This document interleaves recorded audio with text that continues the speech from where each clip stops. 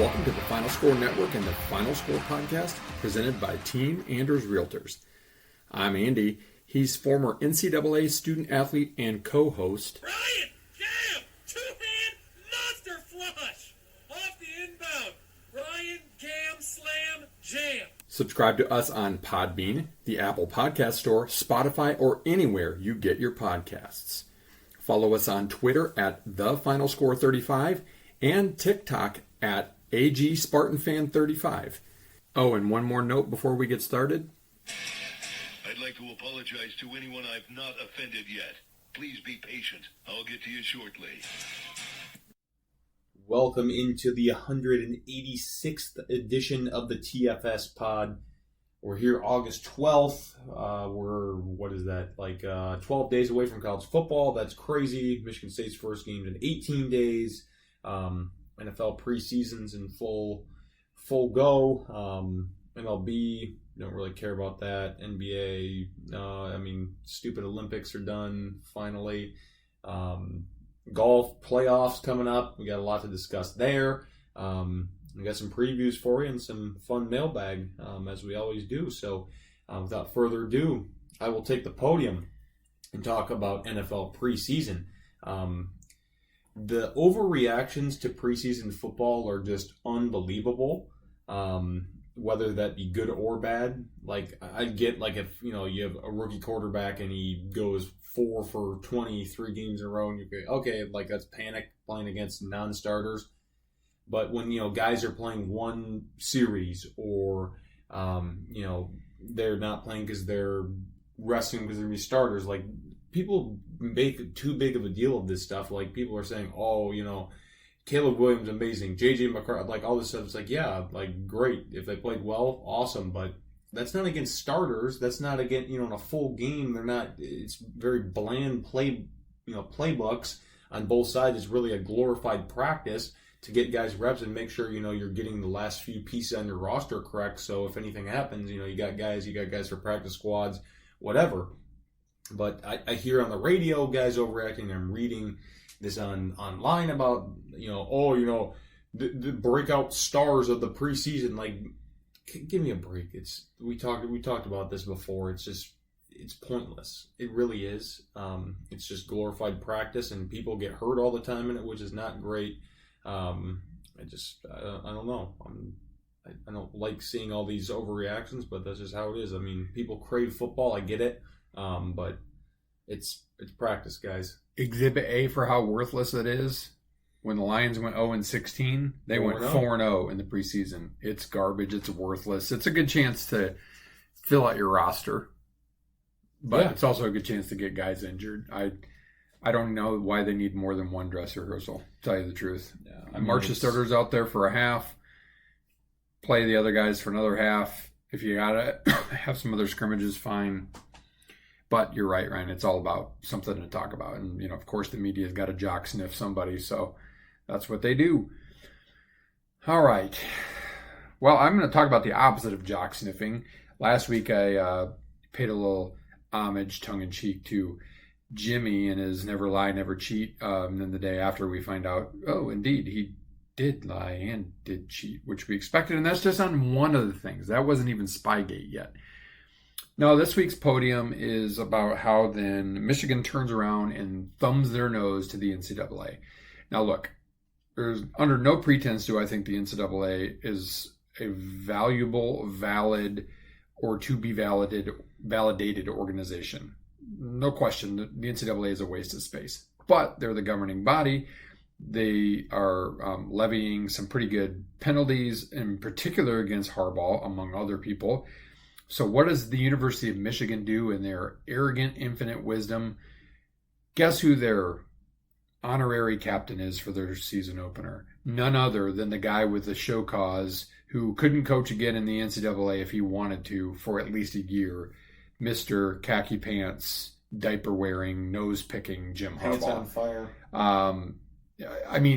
If that is not a middle finger, double middle finger to the NCAA and a big old FU to your rules and your whatever, I don't know what is. And the thing is to me, if I'm the NCAA, that signifies, okay, clearly we weren't playing hard enough. And so You know what? I'm going to drop the hammer a little bit more for the Connor Stallions thing. That's if it's me, because you're basically flaunting to me that it doesn't matter and we don't care. We're Michigan. We're above you.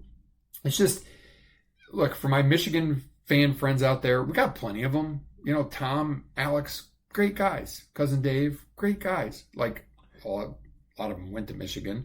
To the typical Michigan fan, though, who then whines and pisses and moans and complains that, well, Michigan State, you care more about how something bad happening to us than something good, and you think it's funny about this whole thing, blah, blah, blah, blah, blah. Yeah, we do. You know why? Because you're arrogant pricks.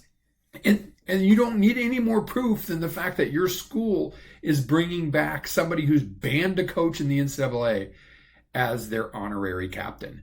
That is a typical arrogant a-hole move from the University of Michigan. And it is exactly why everybody from Spartans to Irish to Buckeyes to Wildcats to Hawkeyes to Illini to Nittany Lions to Gators to Tigers galore, you name it all, absolutely loathe and despise the University of Michigan.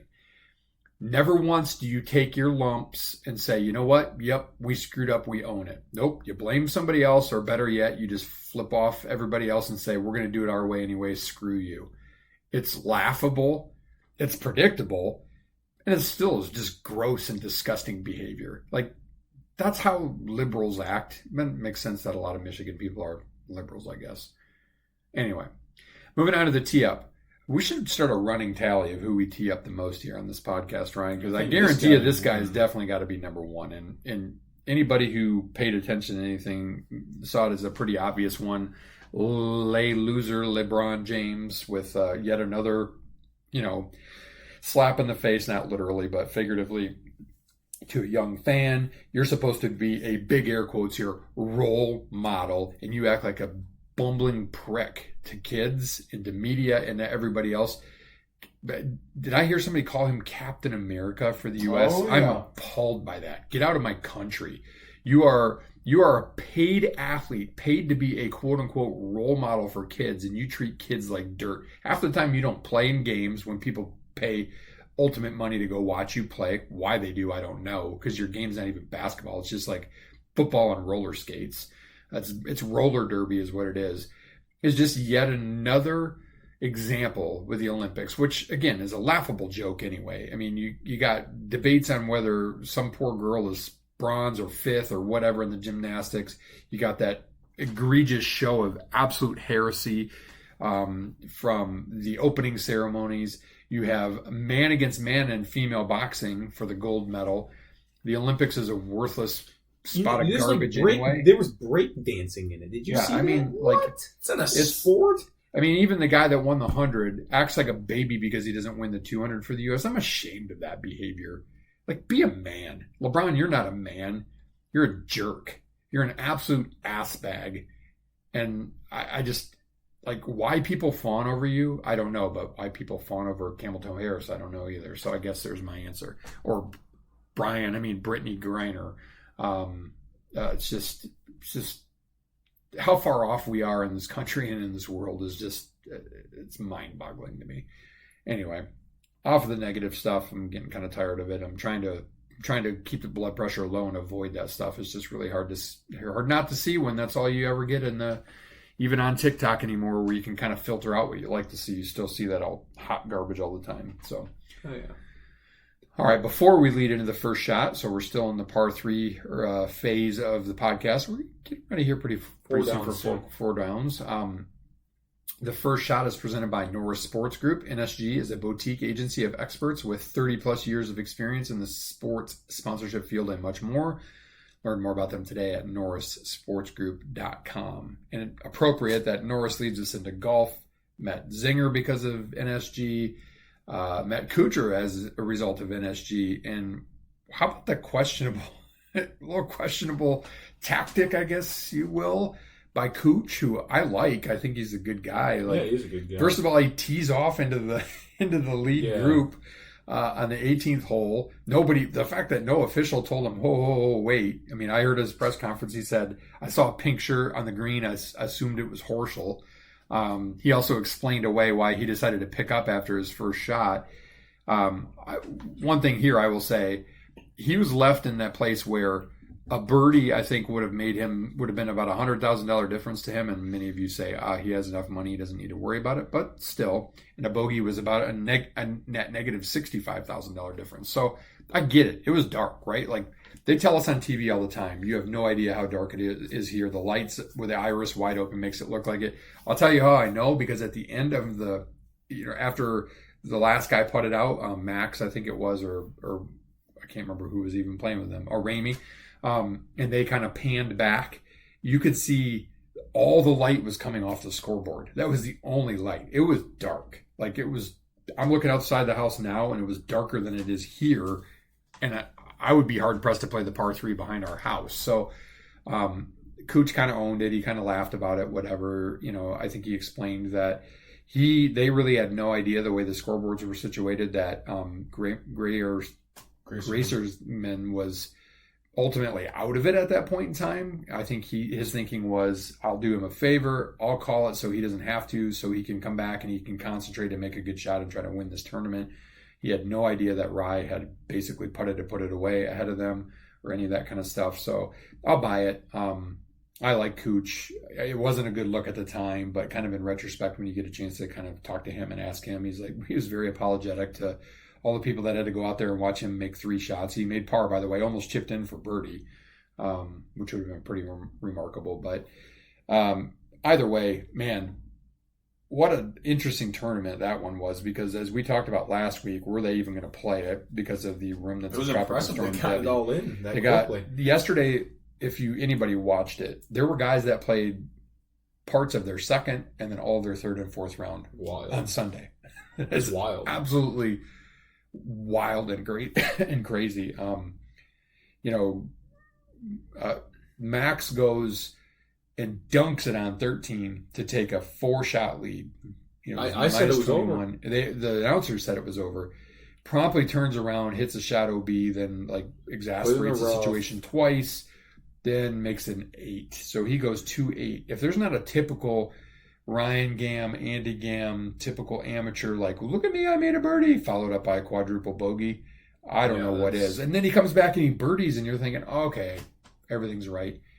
And then he 4 putts, 2 power lip outs. After being the best putter in the field all week. Yeah, and then he gave it a run at the last hole. By then it was too late because he was down 2, but feel for the guy. You hope that it builds, the right kind of scar tissue and it's not debilitating, because that was his for the taking. Interesting, Rye, who I would rip on the 2 weather gloves. It was interesting. They actually told the story of how that all came to be. He was trying to look for funding when he was a younger golfer, and somebody said, a golf glove company said, look, we can't give you any cash to fund your run, because golf was expensive to get started in, but we'll give you all the gloves you want. Well, they gave him the weather gloves, because when it rains, you wear 2 gloves. Mm-hmm. You get them wet. I don't think he gets them wet, but so that's the story of the 2 gloves. Is it weird? Yeah, it's weird, but whatever. He's a steady golfer. Strokes gained this year, he's number 4. Yeah, he's got a really good summer. Legit, score-wise, the 4th best golfer in the world, and he's been right there, really close. I heard him interviewed after. I was actually he was really impressed. Good. Yeah, he's 22nd in the world now. He's up there. He's doing good. He did great. Vaulted him into the, you want to be in the top 50 after this weekend, the first weekend of the FedEx Cup playoffs, because that gets you into all the money events next year, all the elevated events, and you want to be in the top 30, obviously, after 2 FedEx, because that puts you for sure in Atlanta, which is guaranteed big bucks. I think last place is $1 million or something like that. So good for Rye. He's all right now. He's guaranteed to be in unless something drastic happens. I mean, guys are moving up and down on the cusp, but and Grazerman, he'll be fine. He's a good golfer. He hits the ball a mile. Good putter. He's got a very steady game. He just had one of those bad holes, and he just kind of compounded his errors, and probably should have, I thought it was telling during the broadcast, they were Dottie, who I think is actually really good as an on-course reporter, was the problem here is his facial expression hasn't changed or whatever, but his caddy did not take the opportunity to talk him down after he had the 8. He ended up having a birdie, but she kind of mentioned again that after the double, the caddy failed to kind of come in and make that you need that, and you need that. That's what you see, like Spieth when he's fighting for it. He's debating with his caddy. These guys are really reliant on the good caddies, and I'm not saying that's why he lost. I mean, look, he hit an errant shot and he got unlucky. He hit an errant shot right, hit cart path, and just shot it out of bounds. I mean, it's just it sucks, but that's what happens. So you hope that he's just a rookie. Certainly would have been a game changer for him because it would have given him a 5-year exemption, but he's in the top 30, I believe, too, already, right? Like, or he's in the 36th or something. Yeah. So if he has a good week this week and he's been playing well, he'll be totally fine. But kind of a fun one to watch. I like that course anyway. Good Ross design. The place was soft, but man, 6 inches of rain and they got it ready. Yeah, it's impressive ground. Minus 20 usually wins it, and it was actually what, minus 17 or 18 that won it. So, you can't say the weather made the course that much easier. You still had to hit it in play. The rough was brutal. There's a lot of risk reward there, the short par fives and stuff. Kind of a fun course and a good way to catapult into the FedEx Cup. Yep. Yeah. We're excited for the playoffs. There's no huge drama for the last few spots. Like last year, JT had the chip in and then Victor Perez, I guess he had that decent knee knocker to make it, and he did. So that was cool for him. Spieth, he's probably done. He's going to probably have wrist surgery this offseason, fix him because I think he's in a lot of pain. So hopefully they'll fix him. Ricky didn't play because he had a kid. Him and his wife had their second, so congrats to him. He's not in the playoffs. There's a lot of guys that were good 5-6 years ago that aren't in the playoffs, but I mean no really really big names. But yeah, looking forward to the playoffs. St. Jude this week, and then going to Castle Pines out in Colorado in 2 weekends. I'm very excited to see that course. Tell me who remembers the International where they played with they were talking you about get the that. Plus scoring system. Yeah, 8 points for an Eagles, 5 points for a birdie. East Lake's okay. It is what it is. It's cool, historic. But... Yeah, historic. Just that's like it's the venue, right? It's just like it never changes. Yep. I wouldn't mind if it rotated, but yeah, I agree. But I don't think I have anything else on the PGA Tour. I'm trying to think if there's any other big news. Pick a couple. How did we do this week? Oh my gosh, I did. Both of my guys missed the cut, and then you had Spieth missed the cut. Young was decent, not great, but he choked again on Sunday. Yeah, he got some problems. St. Jude, my two guys, Aubert, I think he's gonna play well, and then I had him at first, and I'm changing it. I think this guy is due for a win, and he has historically played well here. Oh, Justin Thomas, I think he's gonna have a big week. Could be good for him. Yeah. I'm going to go with Rye, and here's why. Because last year, remember, Glover got himself into the playoff and then won back-to-back weeks. Wrote a white-hot putter. Yep. And Rye's just been playing well anyway. His putting's been unreal. Spieth did make it. Yeah, he did. He's 63rd, but he missed he could have moved up and guaranteed himself in the... Here, maybe this is old, but... No, I saw 63rd. I'm going to go Rye, and I'm going to go Segala. Okay. Sahith. Oh, that's overall world golf ranking. That's why. Yeah. Yep. So I'm going to go with those two guys. I mean, Rye, obviously, it's hard to win 2 weeks in a row. Would not surprise me at all if Scotty's right up there. Would not surprise me at all if Xander's right up there. I expect those guys to be in contention in all three of them, to be honest. I mean, obviously, the field is a little bit smaller. So it'll be super interesting. But I like the FedEx. It's in Memphis, right? TPC Southland. Yeah. A lot of water. A lot of water, interesting course. Love the 18th hole there with the water kind of down the left. You've seen some good drama there, so that'll be a fun one to watch this weekend, which will be good. Yep, looking forward to that. Put a bow on the first shot.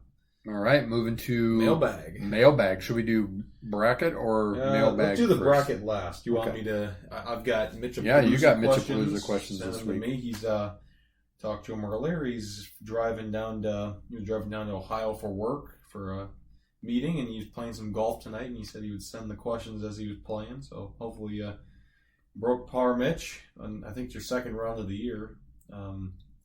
So hopefully, played well, enjoyed that. All right, question number one, Mitchell Palooza. After watching that debacle on Sunday of the Wyndham, how many shots would you need to win on Sunday? My number increased from 6 to 8 after that.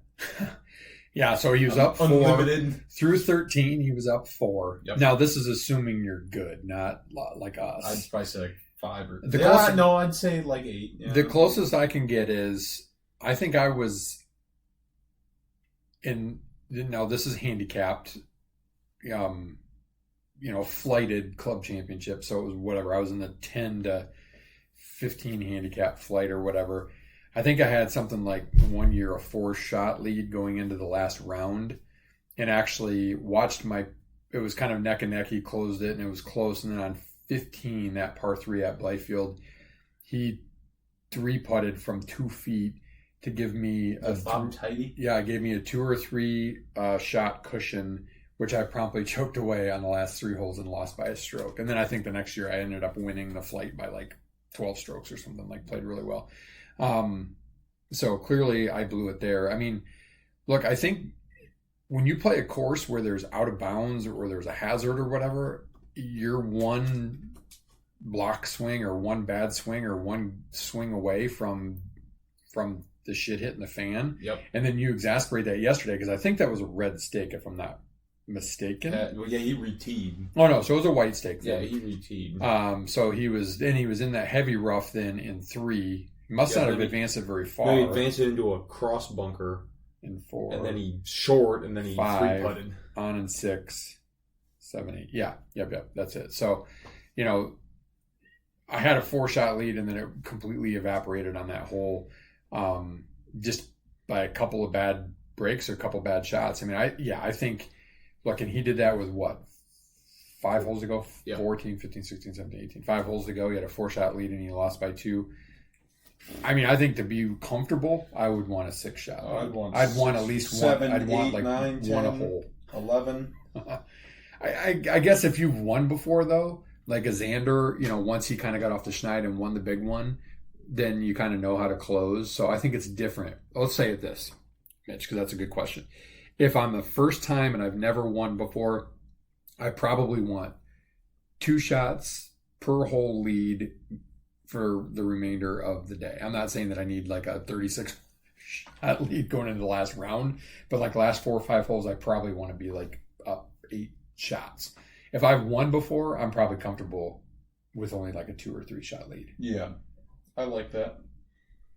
All right, second question. Build a golfer with certain pros attributes. Here is mine. 4 categories. Driving, Rory. Approach, Corey Connors. Putting, Xander. Demeanor, Brooks Koepka. Driving, I'll say Bryson. I'm gonna say, interestingly, I'm gonna go with Rye, because he is one of the straightest drivers on tour, and he hits at a decent distance. No, wait. I'm gonna take that back. I'm driving. Changing it. Aubert for driving. No, I'll stick with Rye. I'm gonna go Scotty for irons. Yeah, approach Scotty for me. Putting, he's a Xander. Does Cam Smith count? Cam Smith is money. He's unbelievable. And then demeanor, I definitely Koepka. He's an absolute, or Tiger. I mean, an absolute just dog. See, I might go Scotty there too, just because he just is pretty unflappable. Yeah, I like that. Yeah. Question Double 3 versus Scotty. Question 3. If you were a college football coach, what schemes would you run on both sides of the ball? I'd run the pistol on offense and a 4-3 on defense. Yeah, I would have told you a while ago. I was like, it would have been like, pro style, whatever. I think the pro style has really evolved into more of a, the spread. I like just a solid spread, option spread, not spread option, but spread where you're doing a lot of different looks and RPOs and getting the ball out quick and reading the defense. I think that's become the big thing in college football. In the NFL, you're seeing that a little more with like the Dolphins, the 49ers, the Cowboys, the Eagles, the Lions, all these great offenses are really diving into that, and it's a lot of fun to watch because there's a lot of reading and reacting. You get these fast guys on the perimeter. I mean, it's fun. And on defense, probably 4-3. Anything but what Michigan State ran the last 4 Well, years. so many teams run the 4-2-5. I hate it. It's terrible. Situational with a nickel and a dime back, I get yeah, it, but not for sure. not all the time. I'm going to go pro style multiple because I want to be able to line up when I need a freaking yard on fourth down and either shove the quarterback forward or I have a fullback in there to slam somebody in the hole You'll see that or my with running Michigan back State. can get it. So I want that old school ability, but I also want the new school, a quarterback that can, get out on the RPO and he can make some noise with his legs. He can move the pocket around, definitely multiple receiver sets and a good tight end. I mean, that's the key to me. I want to be able to pack it in tight and go power I, but I want an athletic tight end. That's a very key part of my offense, and then I want to be able to spread it out. So I'm going to go pro multiple on offense, and I'm definitely going 4-3, maybe even throw it way back to like the old Steelers day, 3-4. 4 great linebackers. Screw this extra small defensive back on the field. I don't care about that. Give me fast linebackers. So I'm going to go more old school 4-3. I want, a traditional rush end. I don't want this patty cake pansy stuff where you got a 5'11", 200-pound quote unquote thumper being my third linebacker when he's really not. Right. Good one. Question 4. This is a good question. Would you rather witness a hole-in-one of your favorite playing partner, their first, or make a 150-yard hole-out eagle playing by yourself? Well, I've already done the first. I saw you get a hole-in-one, and it was your first. And that was pretty cool. I don't know. I mean, I've had 155-yard hole out for birdie on 17 at Blythefield. In league, it was either in league or it might have even been Blue Blazer, honestly. I was playing with Pat McGee. I remember that. I would not want to do any of it where it's just you because nobody's going to believe you or who's there to celebrate it with you. Like that was one of the coolest things was your reaction because I didn't really believe it when I had the hole in one. And I love watching that video every year on the day of because you're going crazy for it. And we saw it for some schmo that we just happened to play with, which is pretty cool. I saw Eric have one. Ex-brother-in-law. That was really cool. It was the first one I've seen. And I've seen Tom have one at 27th hole to win a match in the Invitational walk-off style, which was extremely sweet. So, hole-in-one is still just because it's one. It may be shorter, maybe longer, whatever. Mine was 200-plus yards. Yeah. But, yeah, always over doing it by yourself. Nobody, I don't know. It just takes the joy out of it. Because especially, what if you didn't see it go in? That's no fun. You're right. Yeah, you're by yourself. You just walk up and you're looking for your ball and you give it the one I'll look anyway. And lo and behold, it's there. So, yeah, I would say definitely I want to do that in front of somebody. Yep, I agree. All right, that's all Mitch's. Yeah, none from Christopher this week. So Chris he had a little bit of the tropical storm Debbie Columbus that they were working on, trying to find a new place to live down there too. Not because of the storm, but so Chris is otherwise deployed doing other things of the couple variety, I'm guessing.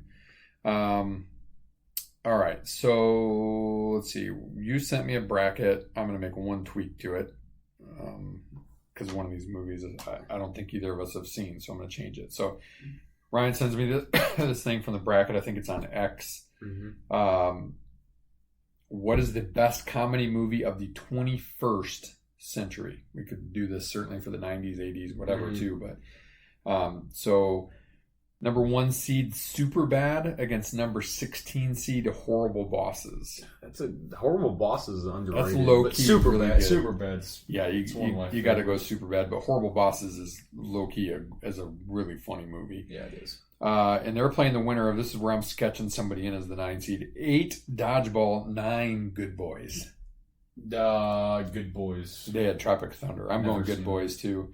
All right, 4 Step Brothers against 13 Role Models. That's also Role Models sneaky funny. Yeah, Step Brothers. So. Step Brothers, yeah. 5 Forgetting Sarah Marshall against 12 21 Jump Street. I'm gonna go 21 Jump Street. A little upset. I gotta go Forgetting Sarah Marshall minus the 7 minutes of gratuitous penis at the beginning. Yeah, that I did not expect when I was in the theater with Mom. Okay, so we'll just whittle it down on that side. So we both have Superbad against Good Boys.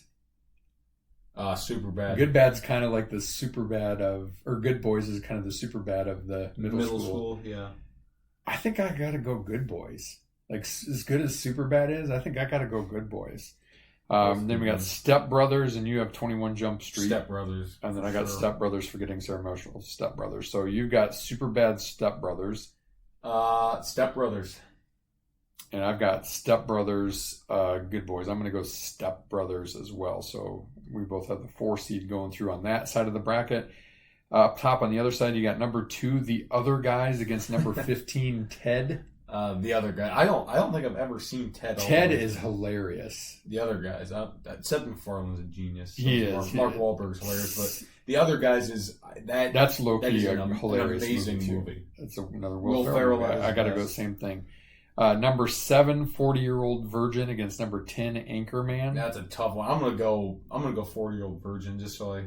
Yeah, the cast of characters in that movie. Oh my gosh, that's Steve so funny Carell. too. I can't remember the bald black guy. He's really funny. Seth Rogen, Paul Rudd. I mean, there's so many great one-liners in there. I agree. I got to go 40-Year-Old Virgin there. Number 3, Borat, against 14, Wedding Crashers. Wedding Crashers. Oh yeah, Wedding Crashers. Borat's funny, but it's just dumb. You motorboating son of a bitch, you. Wedding Crashers might be one of my favorites. That is just. I can watch that anytime it comes on TV. I'm going Wedding Crashers, the upset. Then you got 6, The Hangover, 11, Old School. It's a pretty good matchup. I'm gonna go Hangover. I like Old School a lot, but I'm gonna go Hangover. I am too. It's a little bit of a dramedy, but I'm going Hangover. So we got Hangover against Wedding Crashers. Wedding Crashers. Agree. 40-Year-Old Virgin, Other Guys. Other Guys. I'm gonna go Other Guys as well. So we got Other Guys, Wedding Crashers. I'm gonna go Wedding Crashers. Same. So we both have Wedding Crashers against Step Brothers. Oh man, this is testing me. These are four of the funniest guys. Two of the movies that I know like almost every line in these movies. I'm gonna go Step Brothers. I've done it for a Halloween costume multiple times. It's close, but I agree. I think the 14 seed does not get the championship. I think it's Step Brothers. I think there's probably other movies that are not on here. This would be fun to do for the 90s and 80s too, honestly. But we should do it. Some great choices. The only one, like Tropic Thunder, I've never even seen that. I wouldn't. How do you put that in the top 16 comedies over Good Boys? Good Boys is let us know what's your favorite comedy of the 21st century. Yeah, or if you want to give us a bracket of 80s, 90s, or whatever. We're talking like Revenge of the Nerds, Planes, Trains, and Automobiles. Baseballs. I mean, Caddyshack. Yeah, Blazing Saddles. I mean, that's probably from the 70s. But there's some great ones in there. So that is our bracket for this week's podcast. So now a word from our presenting sponsor. Team Anders Realty will help you find the home that fits your wants and needs, and they make the process simple and fun along the way. The Anders have served thousands of clients for 30 plus years in the West Michigan area and are here to serve you today. Learn more at teamanders.com. All right, 2 more weeks of previews left. Previews. Yeah, we're almost there. 6 more teams to go in the Big 18. Ridiculous. We're getting close, folks. Week 0, I said the 24th, and we got to find this tweet. This was Tom Fernelli tweeted this. He's on CBS. Let me find this. This is good stuff right here. He said earlier today. Where'd it go? It's Monday, August 12th, which means this is the start of the last week without a college football game until the week of January 27th. College football is going that far? Yeah, because of the playoff? Stupid playoff. Well, I mean, that's okay. It gives us something to watch, but it kind of salts away basketball season. Yeah, whatever. All right. We're doing in letter order except for Michigan State, which we'll do last next week. We get the Rutgers Scarlet Knights, Piscataway, New Jersey. I don't have my preview up. Sorry, technical difficulty. While Ryan's looking at that, I'm giving a little bit of a preview glance at the schedule. Let's just say they caught a bit of a break. Well, I'm gonna tell you this. What has Rutgers done? I mean, they've gone to a couple bowl games in the last once because of COVID. They needed a team because that was smart enough 5-7, whatever, right. And you know how that works. They're kind of, as we'll get to, and it's my turn to talk preview, a little bit of the Northwestern trajectory, although Northwestern actually would be like 0-8, 0-9, 1-7, whatever, and then all of a sudden they would be 7-2, 8-1. Rutgers isn't quite like that, but they're definitely on a little bit of that up, down. I mean, Schiano, I think he's a solid coach. I mean, he's proven it there. Okay, I got it up now. So last season, Rutgers 7-6, 3-6 in the Big Ten. No longer have division, so they don't have to worry about the dreaded Big Ten East anymore. Greg Schiano. He's had 2 stints as Rutgers coach. He's in total there, 87 and 95. And this will be his 16th season. That's pretty crazy. Do have some key losses. Gavin Wimsatt, he's their quarterback the last 2 years. And did he transfer? He transferred to Kentucky right after spring ball. Isaiah Washington, one of the better receivers, gone. Max Melton, he was a pretty good corner. He got drafted this year. He's gone. Michael Dixon, another good DB. Key additions, Daimir Miller from Dartmouth, of all places. He's a receiver. Malcolm Ray, he's a defensive tackle from Florida State, pretty good player. They bring in 4-star receiver Antonio White, 4-star athlete Gabe Winovich, not related to Chase Winovich, but another transfer that's their, I guess, so-called headliner, even though this guy's terrible, I think. Ethan Kaliakmenez, former Minnesota quarterback, he somehow removed what's his name? I just said his name. Wimsatt from the starting position. The guy was horrible at Minnesota. I mean, how was he? I have no idea. But Rutgers, 55th overall recruiting class, 108th transfer portal class. That's not very good. Only brought in 6 guys, and I named you a couple, and the rest are not anything to write home about.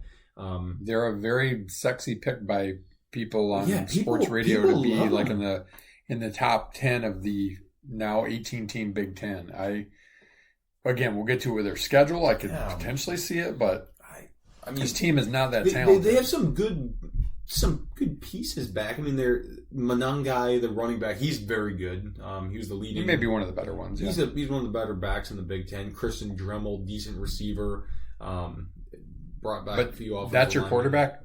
Yeah, Callie. I mean, that guy is awful. He's horrible. Minnesota's arguably no different talent-wise. Probably a better defense. Yeah, and Callie Mendes, he better running game overall. He annoys me because his jersey sleeve is really long. I don't know, that really bothers me on quarterbacks. Defense, Robert Longerbeam, cornerback, and Muhammad Torre, good linebacker. Tyreen Pell, another good linebacker. Sean Loyal, good DB, and then Aaron Lewis, good defense tackle. Defense should be solid. It was last year. I wouldn't expect that to change too much there. They always have really good special teams. Jay Patel is their kicker. It's kind of a funny name. I think their back 7 is one of the better ones in the Big Ten, but D-line is okay. But I just don't buy it. It's Rutgers. I mean, the Big Ten's tough still. I mean, I get that they have an easier schedule per se, but I mean, you got to travel far. There's other teams that are better than them. Well, easier mostly just because they don't play Oregon, they don't play Ohio State, they don't play Michigan, they don't play Penn State. I mean, that's really why it's easier. You do your thing on fun facts wise. I mean, there's a lot of good stuff out there on Rutgers historically. You know, they played Princeton in the first ever intercollegiate football game in 1869. Crazy. That's the only claim to a national title they have. They were 1-1. They played Princeton twice, and they each won one of the games, and yet they claim it as a national title. I guess. They've played in 12 bowl games. They got a winning record in those bowl games, 7-5, including last year. They beat University of Miami in the Pinstripe Bowl. Prior to joining the Big Ten in 2014, Rutgers played in the Big East, or AAC, from 91 to 2013, and they were independent in football prior to that.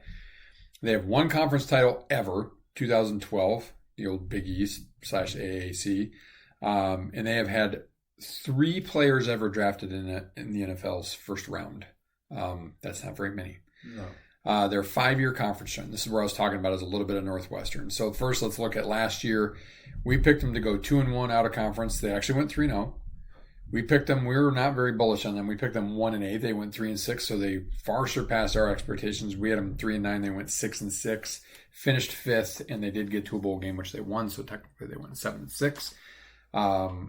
Last year at 3-6, they finished 5th in the Big Ten. Was what I would consider one of their peak years, because the year prior, 2022, they were 1-8 and they finished 7th. The year before that was a quote unquote peak year. They were 2-7. They were finished 6th in the Big Ten East.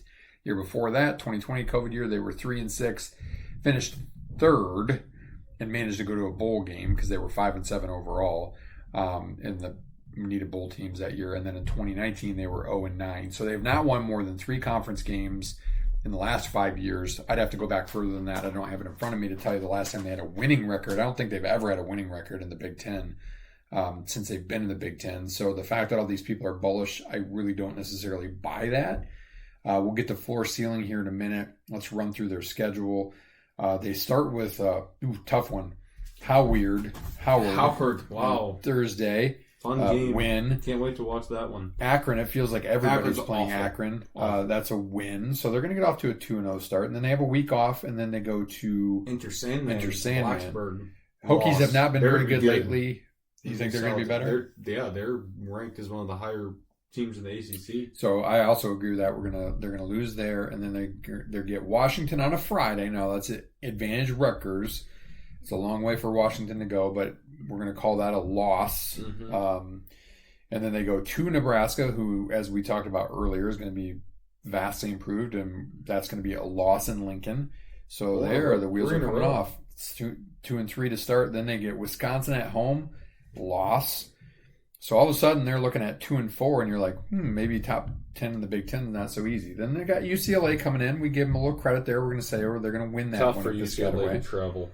Then they go to USC on a Friday night. Loss. Then they have a bye. Then they get Minnesota at home, and the Big Greek is going to lose to his former team. So they're going to fall again. Then they go to Maryland, who we established is going to be albeit a hot starter and a falterer at the end. That's going to be the win that gives Maryland a guaranteed winning record. So they're going to lose that game. Then they got Illinois. Feels like they got a lot of home games. They're going to win against Illinois, and then they end the season at Michigan State, which is going to be a loss because Michigan State's going to pretend it's Penn State. It's going to snow, and we're going to beat the snot out of them. And that's how it's going to go. And that's good for, if you're keeping track at home, 4-8 for Rutgers. 2-7. 2-7. On the same trajectory where they can't get off the schneid. No doubt they have some talent. No doubt they've got some key players. I don't think they have depth. Everybody in the Big Ten, though, all 18 teams in the Big Ten can say that they have a good enough first string to compete with anybody. The difference is in the depth. Rutgers still doesn't have the depth. They still don't recruit the quality of depth. You cannot win with just a couple great, single heavy positions on both sides of the ball and call it good. The best teams have multiple layers. Rutgers does not have that. I think their ceiling, because their schedule is easier, I think they could get to 6-6 again. There's certainly a couple games that you could easily say, no, come on, Andy, they're going to win those games. I don't know that let's look, if you look at, so that's looking at some of their losses, like Minnesota, they could definitely win that. Illinois is at home. Oh, we have them winning that. 6-6 maybe. But they could just as easily lose to UCLA if UCLA, which we're going to get to next, does anything decent. Illinois could be decent. So I'm going to say 6-6 is their ceiling, and probably 3-9 is their floor, and we're going 4-8. Agree with that. Yeah, not going to be a fun year for the Butgers Scarlet Knights. All right, we move on to new Big Ten blood, the UCLA Bruins, University of California, Los Angeles, the Bruins. What is it? Is it like baby blue and gold? Is that what that would be considered? Yeah, that's not baby blue, but it's like some sort of a blue color and gold. That's actually cool, classic, yeah. Classic. Last season, they were 8-5 overall, 4-5 in the Pac-12. Had a decent season. Chip Kelly steps down and takes the Ohio State offense coordinator position, as we discussed earlier.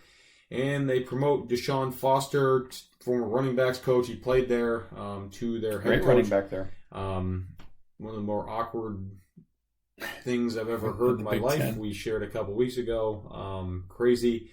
Because he's Kamala Harris. Yeah, just Yesterday was a day that was called yesterday, and today is a we day that's are called today. University of California, Los Angeles, and we're in California. Oh, really? Cool. I didn't know that, but this is first season. See how that goes.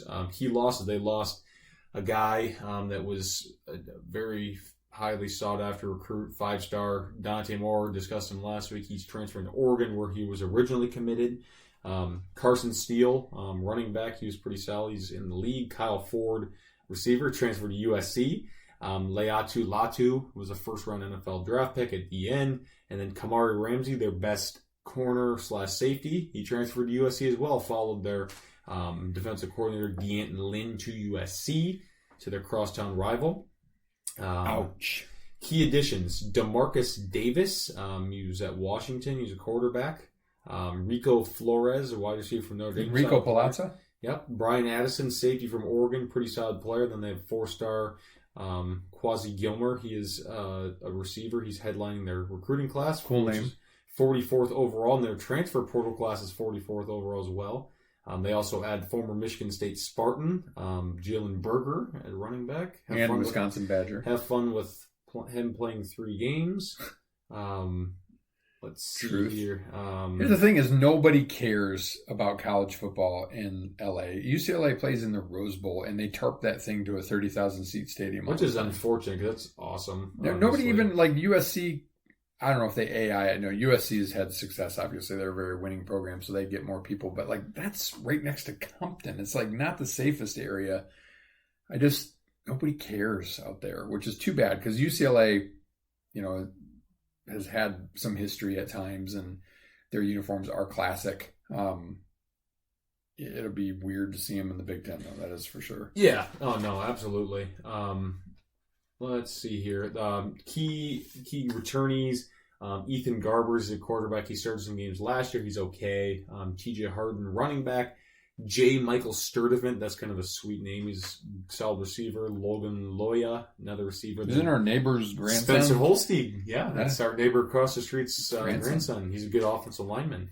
Then on defense, they don't return much. Kane Medrano, he's a linebacker. Devin Kirkwood, cornerback. And Olu Aladijo, a linebacker. And then their kicker, guess his name is Mateen Bagnani. Mateen? Yeah. And then... guess who their offensive coordinator is? Eric Bieniemy, of all Eric people. Sleeping with Bieniemy? Yeah. As Chris Berman used to say. That's the notes I have him. Eric Bieniemy is the offensive coordinator, question mark.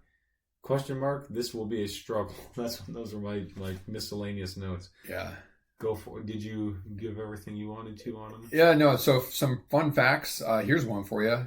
Speaking of the absurdity of them being in the Big Ten, no one will travel more than UCLA this season. 22,048 travel miles. That's crazy. Throw a couple other miles in there and everybody's going to be silver. It's crazy. They have one claimed national title back in 1954. They split it with Ohio State. 17 conference titles in the Pac-12. Not bad.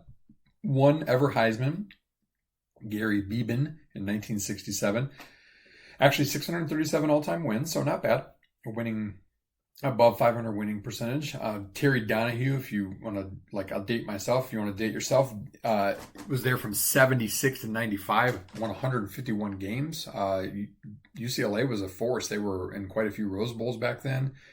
They were a popular team to see. Dick Vermeil went from there to the Eagles. So.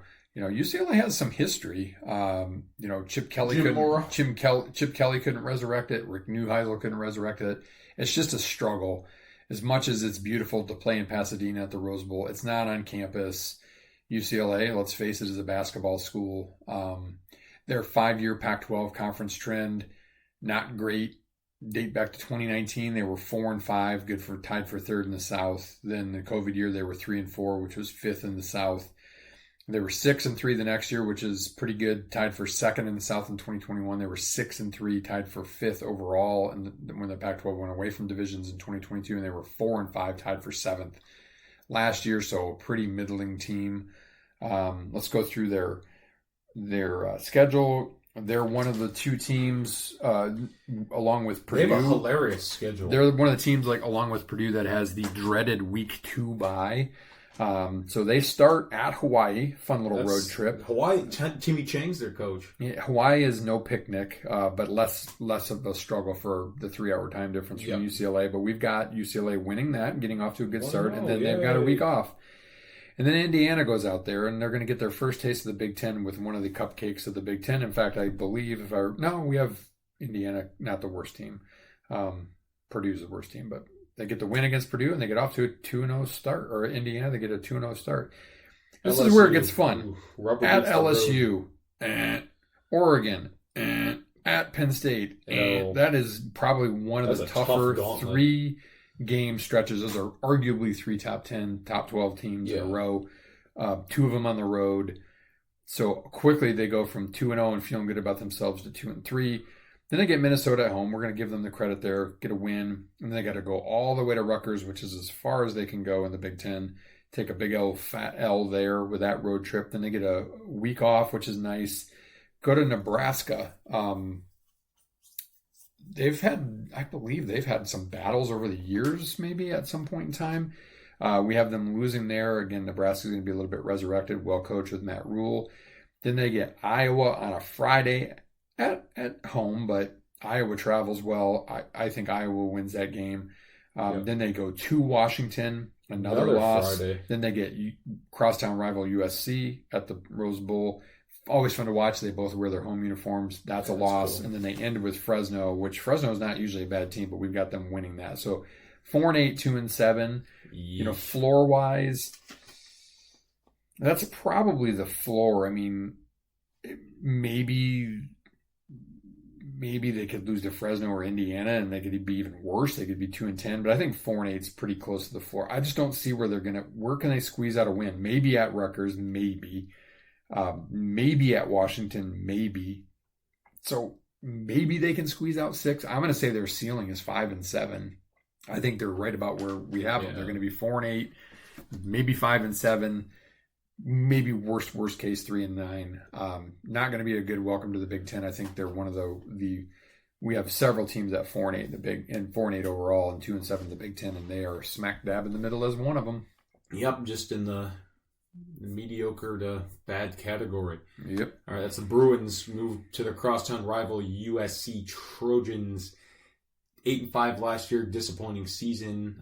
Caleb, I paint my fingernails. Williams. Carrier Purse, 5-4. Blew up. In the Pac-12, head coach Lincoln Riley, it's his 3rd year. He's 19-8. He's kind of been disappointing. All things considered. Came over from Oklahoma after being pretty successful. And it just hasn't been great. He's kind of on a bit of a hot seat, I would say. He's on watch. Key losses, Caleb Williams, is he weird? Yeah, he's really good, really talented. Marshawn Lloyd, running back, gone. Taj Washington, receiver, gone. Brendan Rice, receiver, gone. Kalen Bullock, one of their better DBs. They don't really have good DBs, but he's gone. Damani Jackson, defensive back, transferred to Alabama, former big-time recruit. Key additions, Kyle Ford, receiver from UCLA. Kamari Ramsey, safety, UCLA, just talked about them. Woody Marks, former running back of Mississippi State. This probably is these two guys might be their biggest gets. I was hoping Michigan State would get them. Former Oregon State players, brothers. One guy, Easton Mascarenas Arnold. He's a linebacker. Then Akili Arnold is a DB. Then Nate Clifton, good defensive tackle from Vanderbilt. 20th overall recruiting class, 19th transfer portal. Also Jason Zandamia, 4-star offensive lineman. They always do a good job recruiting California, Texas, whatever it might be. They actually have a guy from Clarkston on there and from Portage on their in their recruiting class. It's kind of funny. Looking through their transfer portal class, those are really the big ones that I hit on. Jaden Maiva, he was at UNLV last year's kind of insurance at the quarterback position. Not terrible. Hank Pepper, former Michigan State long snapper, he's on their team now. No one cares. Quarterback, Miller Moss, he played really well in the bowl game last year. He's back. Expecting a big season out of him. Deuce Robinson, pretty good tight end / receiver hybrid. And then Zachariah Branch, who could be one of the more electric players in college football. He's a receiver, really good return man. Small guy, but he's really good. Defense, Mason Cobb, he was a former Oklahoma State transfer. He's back. Jalen Smith, he's a corner.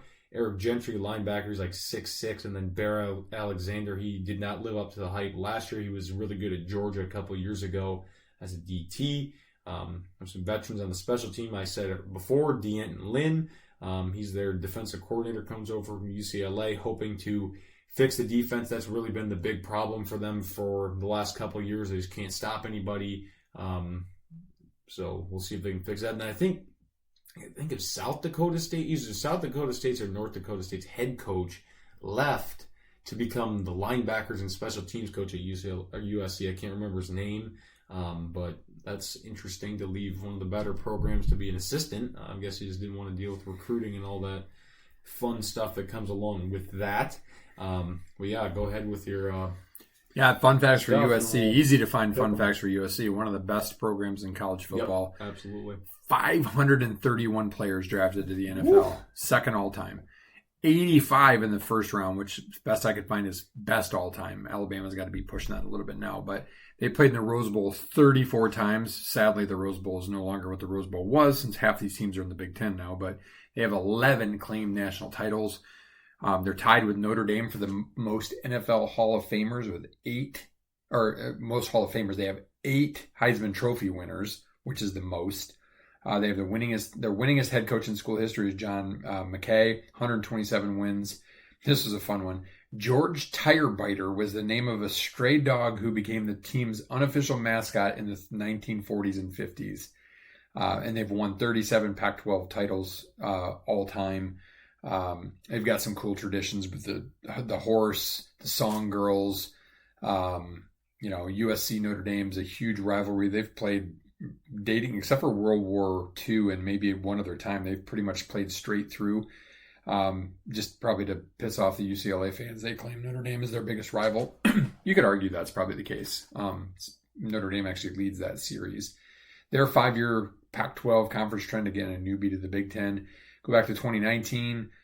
They're always really in contention. They were 7-2, second in the South. 2020, they were 5-0, first in the South. 2021 was a bad year, 3-6, tied for fourth in the South. And when they went back to one division, 8-1 in first in 2022, and then 5-4, tied for fourth last year. They started great and then just kind of hit the skids. Zero defense. Caleb Williams couldn't carry the team by himself. So let's get into their schedule. They're obviously they've got Ryan covered, plenty to get a hell of a first game, plenty to fill. They do not have an easy schedule. LSU neutral site game, right, in Vegas. Yep. That's a loss. You got Utah State, which is not turmoil. Yeah, in turmoil, but typically not necessarily a bad smaller program, but that will give them a win there. Then they've got an early season bye, week 3. Not a huge fan of that early season bye stuff, to be honest, but that is what it is, and it prepares them for a trip to Michigan, which they very easily could win, but we have them losing that game. That is a week, I believe, after, if I'm looking at this correctly, after Michigan. Oh, no, they play Texas then Arkansas State. So Michigan, we've got getting USC in that old school Rose Bowl matchup, if you will. Then they get Wisconsin out at the Coliseum. We've got them winning that game. That's not an easy game, though. And then they go to Minnesota. Maybe a trap game, but we have them winning that. They've got Penn State at home, winning that. So they've got some of their tougher games at home. Then they got to go all the way across the country to Maryland. They get Rutgers the following week. We got them winning that, so they go on like a little run after the loss to Michigan. They start 1-2, then they go to 2-2, 3-2, 4-2, 5-2. Then they've got Rutgers at home. We've got them winning that, so they get up to 6-2.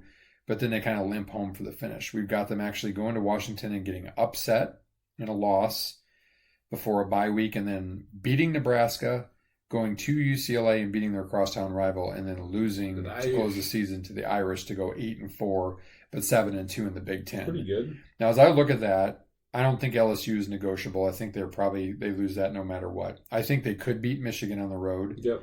I think they could lose to Wisconsin. I think they could lose to Penn State. Mm-hmm. I think they could easily beat Washington. I think they could easily beat Notre Dame. So let's just say their ceiling, I think, is maybe 10-2 is a Yeah. bit of a stretch, but I think their ceiling's 10-2. I don't think they do much worse than 8-4. Maybe 7-5 if they really kind of fall flat. But I don't really see any other sure losses in here. Again, I mean, yeah, Wisconsin at home, Penn State at home, Notre Dame at home. Those are all tough games. You know, they haven't gone 2-1 in those, but I think USC is going to have a good first year. I think they're going to be in the top 4 or 5 in the Big Ten. Not college football playoff caliber, but I think they're going to have a good season.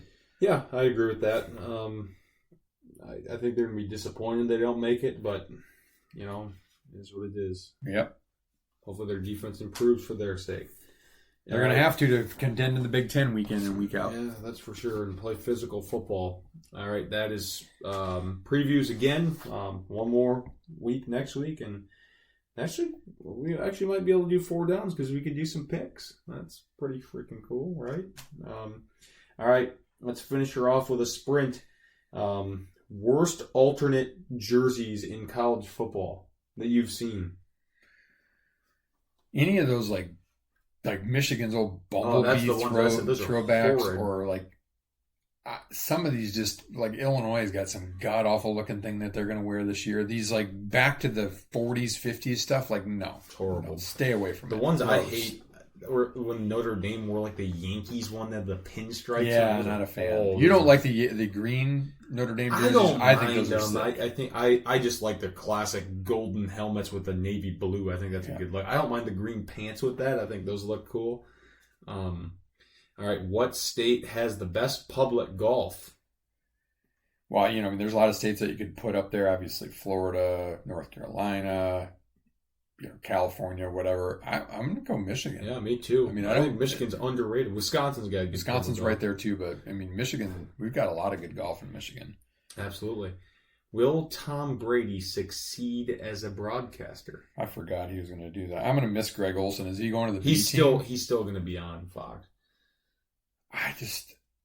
Tom Brady annoys me. He's so pretentious. He's so arrogant. He's got no practice at it. That doesn't necessarily mean he's going to be good. I kind of hope he falls flat. I don't think he's going to be great. He's going to be doing all Cowboys games, so we won't have to worry about him doing any Lions games. True. Because that's what Fox loves is Cowboys games. Yep, that's true. All right. I don't even know why I came up with this one, but what military group is the most badass? Army. The Marines are pretty I'm saying the Navy SEALs. I gotta go Army and maybe Army Rangers just because, you know, Cousins being in the Army, but so yeah, Navy SEALs, Marine Corps. I mean, after watching the Pacific, they're pretty badass. Yeah, they're sweet. Really, all of them are. Hats off to them, to our military. Shout out to every single one of them, to those that protect us. All right, that's 186. We appreciate you guys listening. Let us know. Any questions you might have for mailbag? Crazy around Christmas time when we hit about 200 then? Yeah, there's got to be 14 We're gonna more be weeks. close. It'll be about a 4-year November-ish. anniversary. Yeah. 50 a year, yeah. 52, yeah. That makes sense, We don't take very many off. No. No, but we're excited. Keep telling your friends about it, sharing it. Send us your mailbag, your questions. We love to run through those scenarios. Mitch, you always give us some really good thought-provoking ones. I love the fact that you are committed to sending them to us because I don't ever prepare for those, and so I just like to see what they are, and it's fun to be able to answer those kind of off the cuff. They're thought-provoking. Yes, they are. All right. Meantime, I'm going to start drawing some quotes out of a book Mom picked us up for us called Chicken Soup for the Soul Inside Basketball. So there's a bunch of great little mini basketball stories with quotes tied to them. This one, don't ask me how it's tied to basketball, but I thought it was good and I flipped to it. What we make as a living, what we give as a life. Sir Winston Churchill.